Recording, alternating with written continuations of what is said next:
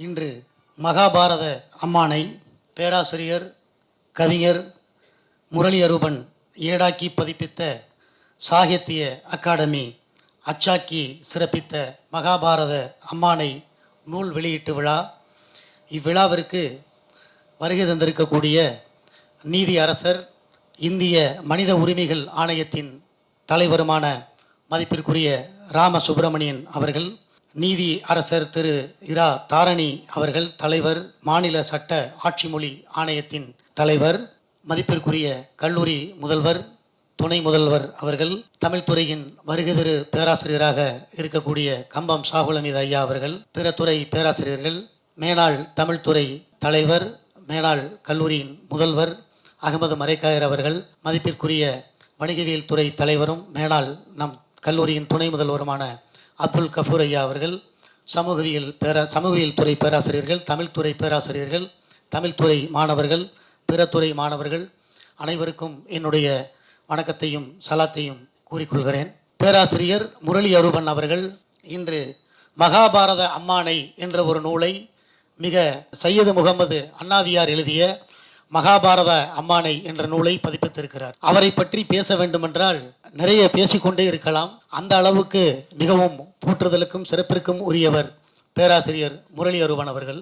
அவருடன் நெருங்கிய பழகியது மட்டுமன்றி இது போன்ற நூல்களை பதிப்பிப்பதற்கு, பல்வேறு பணிகளில் ஈடுபடுவதற்கு என்னையும் கூடவே அழைத்தும் சென்றிருக்கிறார். பல்வேறு ஊர்களுக்கு பயணம் செய்து அந்த பதிப்பு பணியில் இருக்கின்ற சுவடிகளிலும் பழைய நூல்களிலும் இருக்கின்ற நூல்களை, அந்த நூல் ஆசிரியர்களை எப்படியெல்லாம் அவர் கண்டு வியந்து பாராட்டி அதை மிகச் சிறப்புடன் எடுத்து வருவார் என்பது மிக பெரும் மாபெரும் வியப்பிற்குரியது. அதை சொன்னால் சொல்லிக்கொண்டே இருக்கலாம். உதாரணமாக ஒரே ஒரு நிகழ்வு, நான் முன்னாடி தமிழ்துறை அட்டண்டராக உதவியாளராக இருந்த அப்துல் ரஹ்மான் இருவரும் பேராசிரியர் முரளி அரூபனோடு நாகூருக்கு சென்றிருந்தோம். அங்கு குலாம் காதிர் நாவலர் அவர்களுடைய இல்லத்திற்கு சென்றோம். காலையில் அங்கே போயிட்டு மாலை நேரத்தில் தர்காவெலாம் இருந்துட்டு தங்கிட்டு அதிகாலையில் எழுந்திரிச்சு, அவர் தூங்கவே மாட்டார். ஒரு நிகழ்ச்சியை நடத்தி முடிக்கணும் அப்படின்னா அதை பற்றியே சிந்தனை, எந்த நேரமும் ஏதாவது ஒரு சிந்தனையை அசை போட்டு கொண்டே இருப்பார். காலையில் எழுந்தவுடன் அந்த இடத்துக்கு போயிட்டார். அவர் முன்னாடியே போயிட்டு வந்துட்டார். 4 மணிக்கெலாம் எழுந்திரிச்சு அவர் நடைபயணம் மேற்கொள்வது வழக்கம். நாகூரில் எழுந்திரிச்சு 4 மணிக்கே போய் டீயெல்லாம் சாப்பிட்டுட்டு குலாம் காதிர் நாவலருடைய இல்லத்திற்கு அருகில் நின்று சுற்றி பார்த்துருக்கிறார். அங்கே ஒரு 4-5 பேர் பார்த்துருக்காங்க. என்னப்பா இவர் புதுசாக வந்திருக்கிறாரு, வித்தியாசமாக இருக்கிறாரு, ஆள் சுற்றி பார்க்குறாரு இந்த வீட்டை, என்ன ஏதுன்னு தெரியல அப்படின்னு சொல்லி. அதுக்கப்புறம் இவர் கொஞ்சம் நேரத்துக்கு பிறகு திருப்பி வந்துட்டார். என்னையும் அப்துல் ரஹ்மானையும் மறுபடியும் அழைச்சிட்டு போகிறாரு. நாங்கள் அங்கே போனவொன்னே அங்கே ஒரு பெரும் கூட்டமே கூடிருச்சு. என்னன்னு தெரியல, காலையில் குலாம் காதிர் நாவலருடைய வீட்டை சுற்றி ஒரு பார்த்துட்டு இருந்தார்.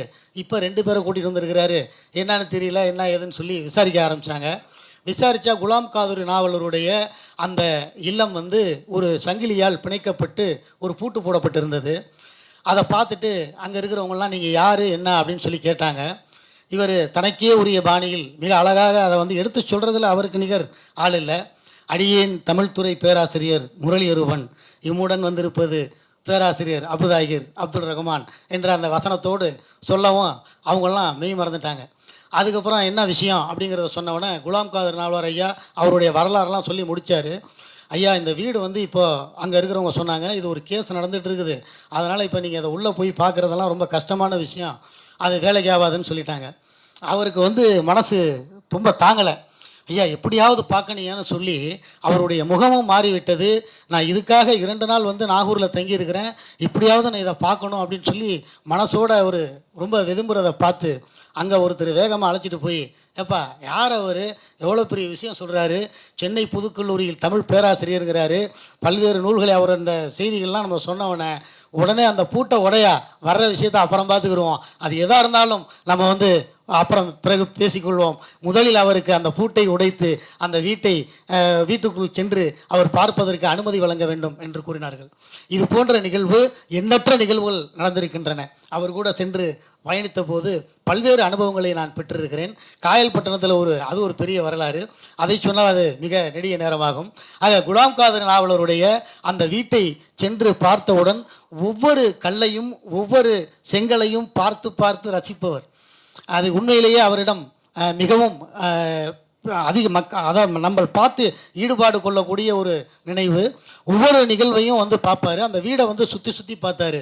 குலாம் காதர் நாவலர் வீட்டிற்கு பின்புறம் இருந்து அமர்ந்து எழுதக்கூடிய அந்த ஒரு கிணறு ஒன்று இருந்தது. அந்த கிணறுலேயே ரொம்ப நேரம் அமர்ந்து அங்கே உண்மையை சொல்லப்போனால் கண்ணீர் வடித்து இருந்தார். அந்த மாதிரி ஒரு பேராசிரியர்.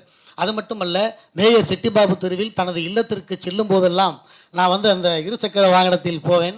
அப்பொழுது ஊவே சாமிநாத ஐயருடைய அந்த வீட்டின் முன், தம்பி இங்கே கொஞ்ச நேரம் நிறுத்து அப்படின்னு சொல்லி அந்த வீட்டை போய் தொட்டு பார்ப்பார். இது உண்மையில் நடந்த ஒரு விஷயமாகும். அது மட்டும் அல்ல, ஜான்கான் ரோட்டில் இருக்கக்கூடிய கவி காமு ஷரீஃப் அவருடைய வீட்டையும் அவ்வப்பொழுது போகும்போது வரும்போதெல்லாம் பார்ப்பார். ரொம்ப வருத்தமாக இருக்குது தம்பி, இதெல்லாம் இடிக்க போகிறாங்க அப்படின்னு சொல்லி வருத்தப்படக்கூடியவர். எனக்கு முன்னால் தொகுப்புரை வழங்கிய பேராசிரியர் ஜாஃபர் அவர்களும் சொன்னார்கள், 25 நூல்களை பதிப்பித்த பதிப்பு செம்மல் என்று.